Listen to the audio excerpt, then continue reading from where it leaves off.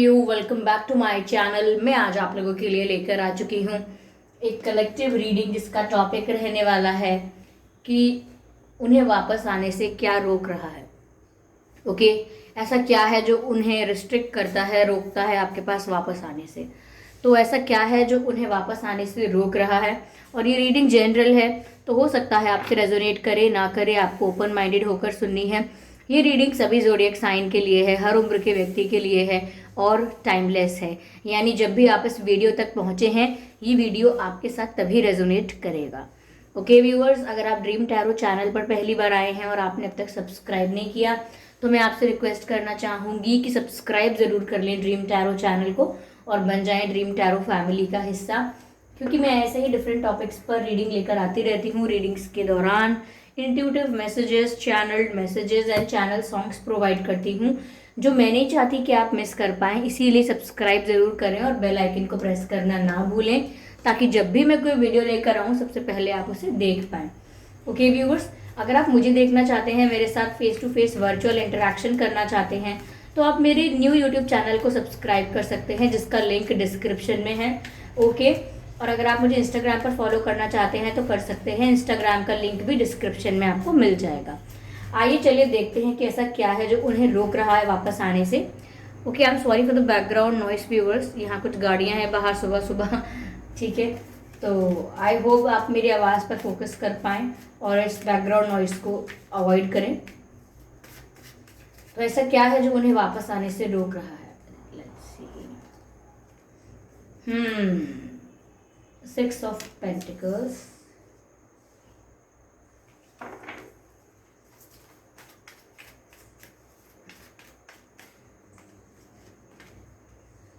Judgment,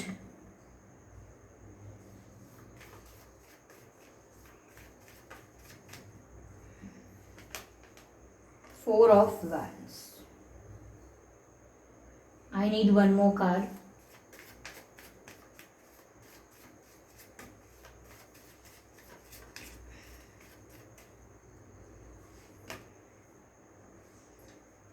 Knight of Swords, King of Swords, actually King of Swords, I'm sorry, पता नहीं मैंने क्यों Knight of Swords बोला, but ये King of Swords है। ठीक है, आई होप विजिबल हैं आपको ये सारे कार्ड्स। ओके, तो ऐसा क्या है जो उन्हें वापस आने से रोक रहा है। मुझे व्यूअर्स ऐसा लगता है कि इनका इंटेंशन तो सच में यही है कि आपसे शादी करें, लेकिन बहुत सारे केसेस में ये हो सकता है कि या तो इनकी शादी फिक्स हो गई है, ठीक है, या इनका रिश्ता कहीं तय हुआ है, वही बात है, इंगेजमेंट हो गई है, ठीक है, या ऐसी शादी की बातें इनके प्रति हो रही हैं, ये इन्होंने आपसे छुपा लिया या आपको बताया नहीं। कुछ मैरिज रिलेटेड स्टफ है जो इन्होंने आपसे शेयर नहीं किया है, ये हो सकता है। या मुझे बहुत लोगों के लिए ये लग रहा है कि ये आपको कमिटमेंट नहीं दे सकते। अगर ये आपके पास आएंगे तो ऐसा तो हो नहीं सकता कि आप बोलें ठीक है आप थोड़े दिन के लिए टाइम पास करिए फिर भले ही चले जाइएगा।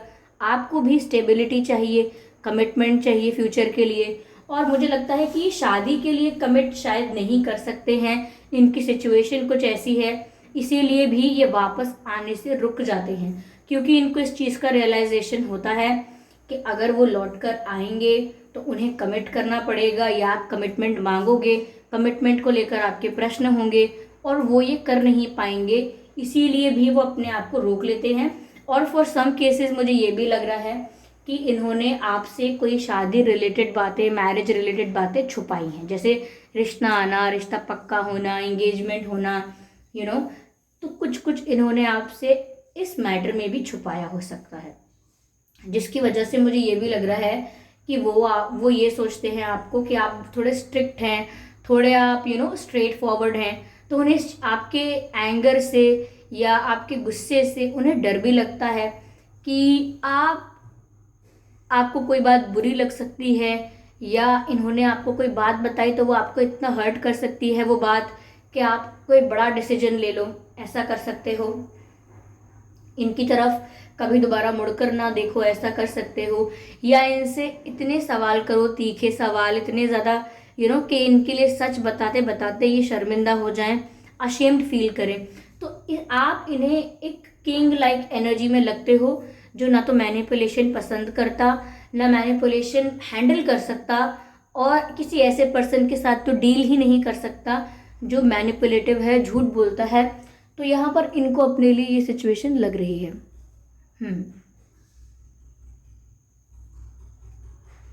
मुझे ऐसा भी लग रहा है व्यूअर्स कि ये आपको एकदम प्रिपेयर्ड देख रहे हैं। इन्हें ऐसा लगता है कि आप एकदम रेडी हैं इनके ऊपर सवालों की बौछार करने के लिए, या इनसे रूड होके या बहुत ही स्ट्रेट फॉरवर्ड होके, ब्रूटल होके इनसे आप क्वेरी कर सकते हैं, आर्ग्यूमेंट कर सकते हैं, क्योंकि आपको हर्ट हुआ है या आपको लगा है कि आपका टाइम वेस्ट हुआ है, आपने जो इमोशनल इन्वेस्टमेंट किया था या टाइम इन्वेस्टमेंट किया था वो वेस्ट हुआ है।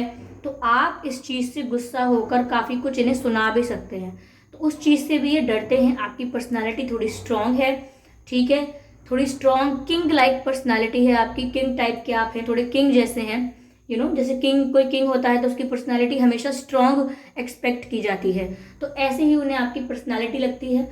उन्हें व्यूअर्स ऐसा भी लगता है कि आपके पीछे बहुत सपोर्ट है, बहुत सारे लोग हैं जो आपकी बात को सपोर्ट करते हैं, लाइक योर फ्रेंड्स हो सकते हैं, योर फैमिली मेम्बर्स, एनीवन, कोई ऐसे लोग हैं जो आपको सपोर्ट करते हैं। और इन्हें उस चीज़ से भी डर लगता है, क्योंकि इन्हें ये भी डर है कि आपको सपोर्ट करने वाले बहुत लोग हैं, ये अगर आपको हर्ट करते रहेंगे, या आपको ऐसे ही झूठा वादा कोई कर देंगे, या आपको कोई सच नहीं बता पाएंगे, या बातें घुमा फिरा के बोलेंगे, तो फिर आपके सपोर्ट में ऐसे लोग हैं जो आपकी साइड लेंगे व्यूअर्स, और आपके लिए आवाज़ उठाएंगे, आपके लिए इनसे लड़ने को तैयार हो जाएंगे, इनसे बहस करने को तैयार हो जाएंगे।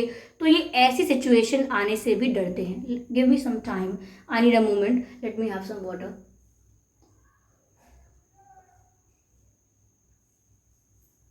Yes,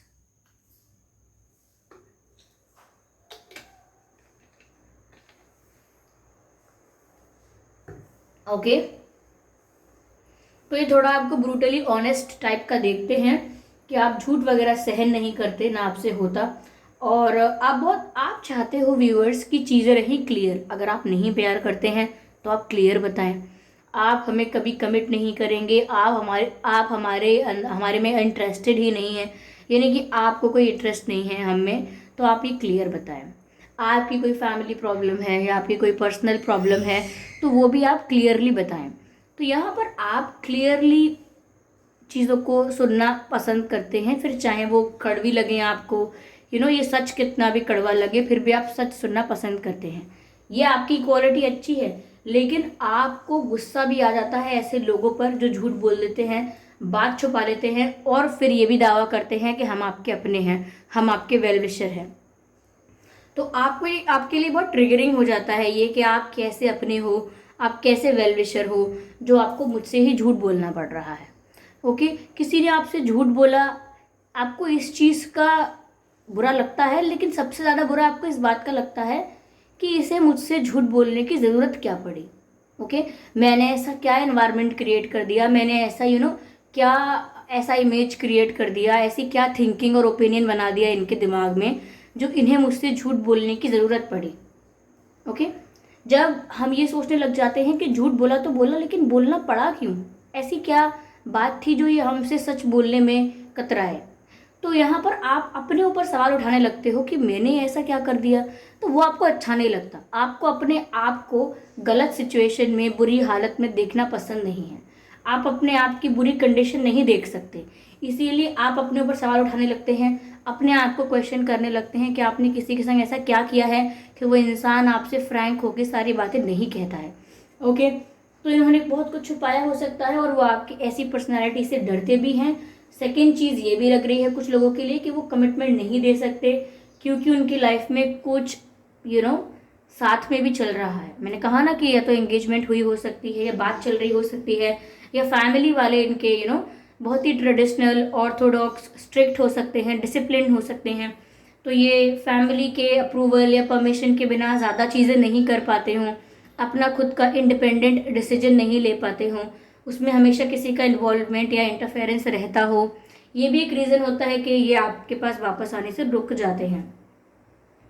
okay, what else I can see here is that कहीं ना कहीं व्यूअर्स, इन्हें ये भी लगता है कि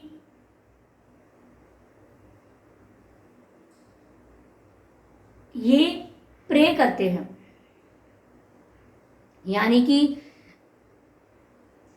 ये आपके पास आना चाहते हैं, आपसे यूनियन चाहते हैं, और वो डिवाइन से प्रे करते हैं कि ये सिचुएशन बेटर हो जाए। कल को आप कमिटमेंट मांगो तो ये आपको कमिटमेंट दे पाए, इतना करेज और ऐसी सिचुएशन होनी चाहिए। तो वो डिवाइन से प्रे बहुत करते हैं। मुझे लगता है वो डिवाइन से प्रे करते हैं कि ये जो भी केस चल रहा है यूनिवर्स के कोर्ट में, उसमें जो फैसला है वो इनके फेवर में आए। ये ऐसा प्रे करते हैं। ये डिवाइन से आपके साथ यूनियन मांगते हैं, ऐसी बात नहीं है this person is not interested, लेकिन इन्होंने, या कार्मिक कह लीजिए, कार्मिक चीज़ें इनकी लाइफ में इतनी हो रही हैं कि ये उनमें इस तरह से उलझ के रह गए हैं कि ये आपको कुछ कमिट नहीं कर सकते। सपोज कोई पर्सन है, वो इतना फंसा हुआ है अपनी जिम्मेदारियों में या अपनी लाइफ के संबंधों में, या जैसी भी सिचुएशंस है लाइफ की, उसमें वो इतना फ्री है ही नहीं, उसके पास खुद के लिए इतने राइट्स हैं ही नहीं कि वो आपको कोई प्रॉमिस कर दे। सपोज मैं आपको कोई प्रॉमिस करती हूँ तो मैं जब करूँगी जब मुझे पता है कि मैं फ्री हूँ, इंडिपेंडेंट हूँ, मैं जब चाहे अपना प्रॉमिस पूरा करूँगी, जैसे मेरा मन करेगा मैं पूरा करूँगी। लेकिन अगर मुझे पता है कि मैं खुद किसी के कंट्रोल में हूँ, मेरे ऊपर खुद कोई बर्डन है, तो मैं किस अधिकार से आपको प्रॉमिस कर दूं जबकि मैं खुद के लिए कुछ नहीं कर पा रही हूँ। आई होप आप समझ रहे हैं। इनकी सिचुएशन भी ऐसी है कि किस अधिकार से आपको कोई कमिटमेंट देंगे, कोई कन्फेशन आपसे करें, किस रूप से करें, जबकि ये अपने लिए भी डिसीजन नहीं ले रहे हैं या ले नहीं पा रहे हैं। तो ये सिचुएशन बेटर हो जाए ऐसा प्रे करते हैं, आपसे शादी हो जाए, यूनियन हो जाए, ऐसा प्रे करते हैं। आपका गुस्सा ठंडा हो जाए, थोड़े शांत हो जाए, गुस्सा ना आए आपको, इनका ऐसा बिहेव। आपकी पर्सनालिटी के आगे ये पर्सन थोड़े वीक पर्सनालिटी के हैं। ज़रूरी नहीं है कि कौन मेल है कौन फीमेल है, कौन मैस्कुलाइन फेमिनाइन, यहाँ पर मैं ये बात नहीं कर रही हूँ। आप जो भी हैं व्यूअर्स, मेल फीमेल, आपकी पर्सनालिटी थोड़ी स्ट्रांग है।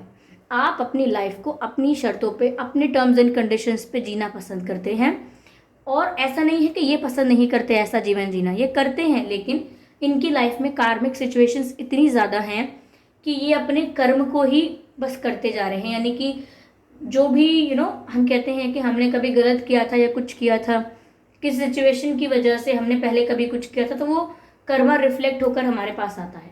तो वही इनकी कार्मिक साइकिल्स चल रही हैं। इनकी लाइफ में इन्हें ऐसे लोग मिल रहे हैं जो इन्हें फंसा देते हैं, बंधन में बांध देते हैं, या इनके ऊपर बर्डन आ जाता है, इन्हें कंट्रोल कर लिया जाता है।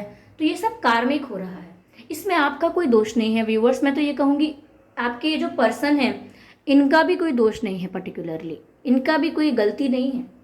इनके इंटेंशंस कितने भी सही हों, जब तक सिचुएशन सही नहीं है कोई फ़ायदा नहीं। ओके, एक कारण ये भी हो सकता है आपके पास आने से रुक जाने का, क्योंकि ये आपके साथ प्रॉपर गिव एंड टेक नहीं कर पाएंगे, इन्हें ऐसा लगता है। क्योंकि जिस तरीके से आप चाहोगे कि अगर हम एक रोमांटिक कपल हैं तो आप मेरे साथ टाइम भी स्पेंड करो, मेरे साथ घूमो फिरो भी, मुझसे इतने समय बात भी करो, ऐसा बिहेव भी करो, हम ऐसे अपनी लाइफ को सेलिब्रेट भी करें, एंजॉय भी करें और फ्यूचर के लिए प्लान भी करें, तो वो सब ये आपको एक्सचेंज में नहीं दे पाएंगे। आप ये सब सोचते रह जाएंगे, प्लान करते रह जाएंगे, इमेजिन करते रह जाएंगे, और बदले में आपको ये सेम चीज़ें ऑफर नहीं कर पाएंगे, विच माइट हर्ट यू, जिससे आपको बुरा लग सकता है, जिससे आपको डीपली हर्ट हो सकता है। आपको ऐसा लग सकता है क्या ये रिश्ता सिर्फ एक पहिए पर ही चलता रहेगा, तो आप इस चीज़ से डिसअपॉइंटेड हो सकते हैं, निराशा हो सकती है आपको। तो वो कहीं ना कहीं जानते हैं कि वो आपके साथ प्रॉपर गिव एंड टेक नहीं कर पाएंगे।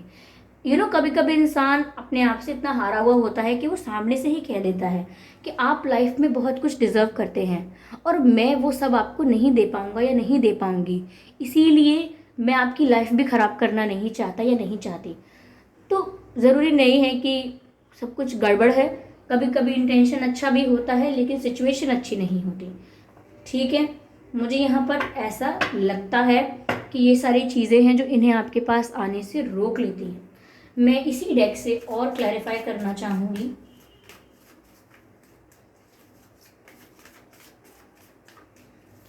Spirits please guide us. 8 of wands.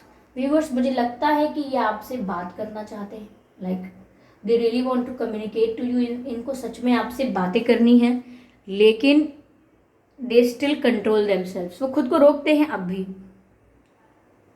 Wands की एनर्जी बहुत कम्युनिकेशन दिखाती है, तो ये आपसे कम्युनिकेट करना चाहते हैं। सॉरी, ये आपसे बातें करना चाहते हैं, जैसा कि मैंने आपसे कहा, लेकिन वही बात किस मुंह से करें, क्या बोलें आपको। अगर ये आपको सॉरी बोल देंगे, माफ़ी मांग लेंगे, तो फिर आप ये समझेंगे कि सब कुछ ठीक हो गया ना। अब आपने माफ़ी मांग ली, मैंने आपको माफ़ कर दिया, अब सब ठीक हो गया ना, अब हमारा रिलेशनशिप स्टेबल अच्छा चल रहा है ना। तो वो ये आपसे नहीं कह पाएंगे कि हाँ सब ठीक हो गया, क्योंकि वो खुद स्टक हैं कहीं। वो कैसे आपसे कह दें सब कुछ ठीक हो गया, क्या मतलब क्या है कि हमारा रिश्ता अब स्टेबल हो गया? वो नहीं कह सकते वो आपसे। ठीक है, 9 ऑफ स्वॉर्ड्स। व्यूअर्स, ऐसा नहीं है कि ये सुकून में ये सब सोच रहे हैं, इन्हें भी बहुत तकलीफ होती है। ये रात रात में जागते रहते हैं, आपको याद करते हैं, इवन इनको सर दर्द बहुत होता है, शायद आपको भी होता होगा। तो इनको हेडेक बहुत होता है, देर रात तक जागने की आदत है और देर रात तक ओवर थिंकिंग करते रहते हैं। बुरे ख्याल इनको सताते रहते हैं, बुरे सपने, बुरे ख्याल, ऐसा भी होता रहता है इनके साथ। यस, तो ये व्यूअर्स आराम से चैन से सो भी नहीं पाते हैं।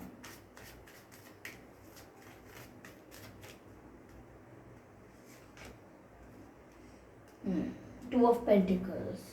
मुझे ऐसा लगता है व्यूअर्स कि ये जो पर्सन हैं, ये दो सिचुएशंस को एक साथ बैलेंस नहीं कर सकते। अगर अब तक कर रहे थे, कैसे भी किया था, तो अब देखा ना आपने कि उस चीज़ से कितनी प्रॉब्लम क्रिएट हो गई। क्या प्रॉब्लम क्रिएट हो गई कि आपसे कुछ मैनिपुलेशन कर दिया, कुछ झूठ बोल दिया, कुछ छुपा लिया। अब उसी वजह से आपके गुस्से से भी डर लग रहा है।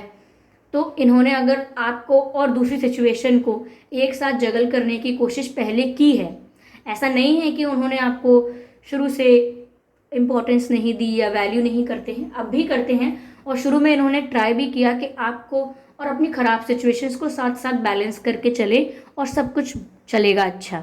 लेकिन अब इनको पता है, क्योंकि ये कार्ड जब मैंने निकाला तो ये रिवर्स आया था, तो मैं उसकी एनर्जी को उसी तरह से इंटरप्रेट कर रही हूँ कि अब इन्हें ऐसा लगता है कि ये दोनों सिचुएशंस को एक साथ जगल नहीं कर सकते। आपको और अपनी दूसरी सिचुएशन को ये एक साथ जगल नहीं कर सकते। ये बहुत ही इनकेपेबल महसूस कर रहे हैं। ओके, दोनों सिचुएशंस को एक साथ मैनेज करना इनके लिए टफ है, ये इनको पता लग गया है, क्योंकि इन्होंने ऑलरेडी ट्राई किया हुआ है।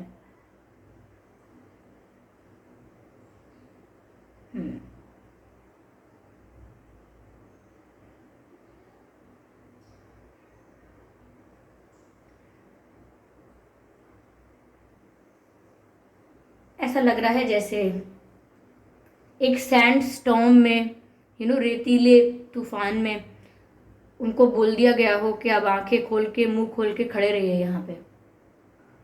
इतना टफ है, पता नहीं मुझे यही मैसेज क्यों मिला।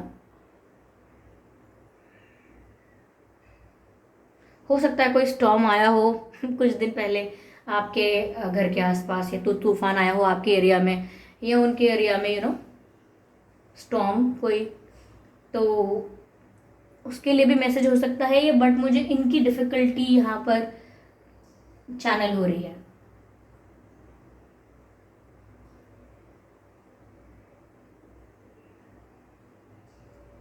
टफ। ओके, ये जो पर्सन है, या इनके नाम में या आपके नाम में भी बस डी आ सकता है। D for dance, S for ship, S आ सकता है, एन आ सकता है, आर आ सकता है, ए आ सकता है, पी आ सकता है, एम एन आ सकता है, वाई आ सकता है, वी आ सकता है। ये कुछ अक्षर है जो आपके या इनके नाम में आ सकते हैं। ओके, आपका बर्थ मंथ या इनका बर्थ मंथ फरवरी, जून, दिसंबर, मार्च, अगस्त, जुलाई, अप्रैल हो सकता है। ये कुछ महीने हैं जिसमें आपका या इनका जन्मदिन हो सकता है। चलिए देखते हैं कि डेट ऑफ बर्थ क्या है आपकी या इनकी। 28, 18, 8, 26, 6, 16, 12, 2, 22, 9, 19, 9, 19, 29, ओके, 1, 11, 21, 31, 4, 14, 24, ओके। ये कुछ डेट्स हैं जिसमें आपका या इनका जन्मदिन हो सकता है। ओके, आई होप ये रीडिंग आपको अच्छी लगी है, आपसे रेजोनेट की है। अगर इस रीडिंग ने थोड़ा भी आपको गाइड किया है तो आप मुझे कमेंट करके ज़रूर बताइएगा। वीडियो को लाइक करना बिल्कुल ना भूलें, सब्सक्राइब ज़रूर कर लें ड्रीम टैरो चैनल को और बन जाएं ड्रीम टैरो फैमिली का हिस्सा, क्योंकि मैं ऐसे ही डिफरेंट टॉपिक्स पर आपके लिए रीडिंग लेकर आती रहती हूँ। रीडिंग्स के दौरान intuitive messages, channel messages and channel songs provide करती हूँ जो मैं नहीं चाहती कि आप मिस कर पाएँ। इसीलिए सब्सक्राइब ज़रूर करें और बेल आइकन को प्रेस करना ना भूलें, ताकि जब भी मैं कोई रीडिंग लेकर आऊँ सबसे पहले आप उसे देख पाएँ। ओके,